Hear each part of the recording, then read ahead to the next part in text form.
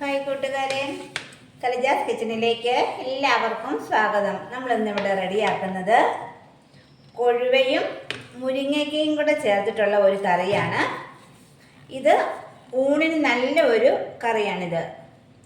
ഇതിന് വേണ്ടിയിട്ട് നമ്മൾ 2 മുരിങ്ങക്ക കഷ്ണങ്ങളാക്കി നടുവേ കൂടി ഒന്ന് കീറിയെടുത്ത് വെച്ചിട്ടുണ്ട്. ഒരു ചെറിയ സവോള കട്ട് ചെയ്ത് വെച്ചിട്ടുണ്ട്. ഒരു മീഡിയം സൈസ് തക്കാളിയും കട്ട് ചെയ്ത് വെച്ചിട്ടുണ്ട്. കൊഴുവയും നമ്മളിവിടെ വെട്ടിക്കഴുകിയെടുത്തു. ഇതൊരു 20 കൊഴുവയുണ്ട്. ഒരുവിധം വലിയ കൊഴുവയാണിത്. ഇനി നമ്മൾ ഇതിലേക്കുള്ള വാളൻപുളി വെള്ളത്തിലിട്ട് വെച്ചിട്ടുണ്ട്. ഒരു നാരങ്ങ വലുപ്പത്തിലുള്ള വാളൻപുളിയാണ് എടുത്തിരിക്കുന്നത്. ഇനി ഇതൊന്ന് കുതിർന്ന് വരണം.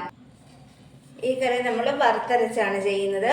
അതിന് വേണ്ടിയിട്ട് ഒരു മുറി തേങ്ങ ചിരകി വെച്ചിട്ടുണ്ട്. ആദ്യമായി നമുക്ക് ഈ പച്ചക്കറികളൊന്ന് വേവിച്ചെടുക്കണം. ഒരു കടായി അടുപ്പിൽ വെച്ച് ചൂടായി വരുമ്പോൾ നമുക്കതിലേക്ക് 1 ടീസ്പൂൺ വെളിച്ചെണ്ണ ചേർത്ത് കൊടുക്കാം. എണ്ണ ചൂടായി വരുമ്പോൾ നമുക്കതിലേക്ക് ഇഞ്ചിയും വെളുത്തുള്ളിയും കൂടെ കൊത്തി എരിഞ്ഞതാണ്, അതൊന്ന് ചേർത്ത് കൊടുക്കാം. ഒരു ചെറിയ കഷ്ണം ഇഞ്ചിയും ഒരു 4 വെളുത്തുള്ളിയും കൂടെ കൊത്തി അരിഞ്ഞതാണിത്. ഇനി ഇതൊന്ന് മൂപ്പിച്ചെടുക്കണം. ഇനി നമുക്കതിലേക്ക് എടുത്തു വച്ചിരിക്കുന്ന സവോള ചേർത്ത് കൊടുക്കാം. ആ കൂടെ 2 പച്ചമുളക് കീറിയതും കൂടെ ഇട്ട് കൊടുക്കാം. ഇനി ഇത് ഒരുവിധം ഒന്ന് വാടി വരണം. സവോള വാടി വന്നു. ഇനി നമുക്കതിലേക്ക് തക്കാളിയും മുരിങ്ങയ്ക്കയും കൂടെ ഇട്ട് കൊടുക്കാം.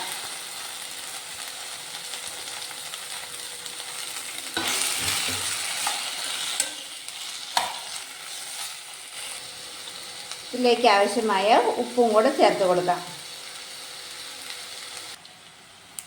ഇനി ഇതിലേക്കൊരു 1/2 ഗ്ലാസ് വെള്ളം മാത്രം ചേർത്ത് കൊടുത്തിട്ട് ഇതൊന്ന് വേവിച്ചെടുക്കണം.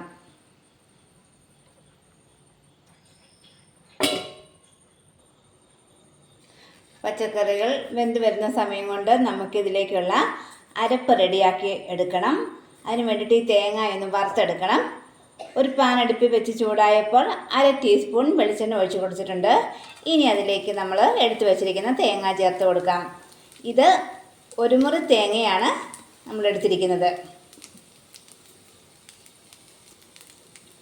1 തണ്ട് കറിവേപ്പിലയും കൂടെ ചേർത്തിട്ട് നമുക്കിതൊന്ന് വറുത്തെടുക്കാം. തീ ഒരു മീഡിയം ഫ്ലെയിമിൽ ഇട്ടാൽ മതി. തേങ്ങ ഇവിടെ ഒരു ഗോൾഡൻ കളറായി. ഇനി അതിലേക്ക് നമുക്കൊരു 1/4 ടീസ്പൂൺ പെരിഞ്ജീരകം ചേർത്ത് കൊടുക്കാം. 1/4 ടീസ്പൂൺ മഞ്ഞൾപ്പൊടി, 1 ടീസ്പൂൺ മല്ലിപ്പൊടി, 1/2 ടീസ്പൂൺ മുളക് പൊടി, ഇത്രയും ചേർത്ത് കൊടുത്തിട്ട് നന്നായിട്ടൊന്ന് ഇളക്കിയെടുക്കാം. ഈ പൊടികളുടെ പച്ചമണം ഒന്ന് മാറി കിട്ടണം.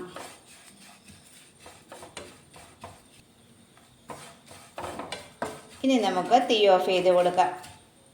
ഇതിന് നന്നായിട്ട് തണുത്ത് കഴിയുമ്പോൾ നല്ല പേസ്റ്റ് പോലെ അരച്ചെടുക്കണം. ഇതിന് ആറുതോളം വരെ നമുക്കൊന്ന് വെയിറ്റ് ചെയ്യാം. മുരിങ്ങയ്ക്കയും തക്കാളിയും നന്നായിട്ട് വെന്ത് വന്നു. ഇത് വെന്തങ്ങ് ഉടഞ്ഞു പോയിട്ടില്ല. നമ്മൾ ഈ ഒരു രീതി വേവിച്ചെടുത്തിട്ടേ ഉള്ളൂ. ഇനി അതിലേക്ക് നമുക്ക് അരപ്പ് ചേർത്ത് കൊടുക്കാം. മിക്സിയുടെ കപ്പ് കഴുകി കുറച്ച് വെള്ളം കൂടെ ചേർത്ത് കൊടുക്കുന്നുണ്ട്. ഇനി ഇതിലേക്ക് നമുക്ക് ക്ലീൻ ചെയ്ത് വെച്ചിരിക്കുന്ന കൊഴുവ ചേർത്ത് കൊടുക്കാം.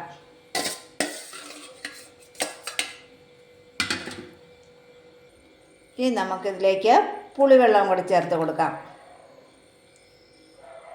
ഇനി ഇതിലേക്കൊരു 1/4 ടീസ്പൂൺ ഉലുവാപ്പൊടി ചേർത്ത് കൊടുക്കാം. ഇനി ഇത് നമുക്കൊന്ന് തിളപ്പിച്ചെടുക്കണം.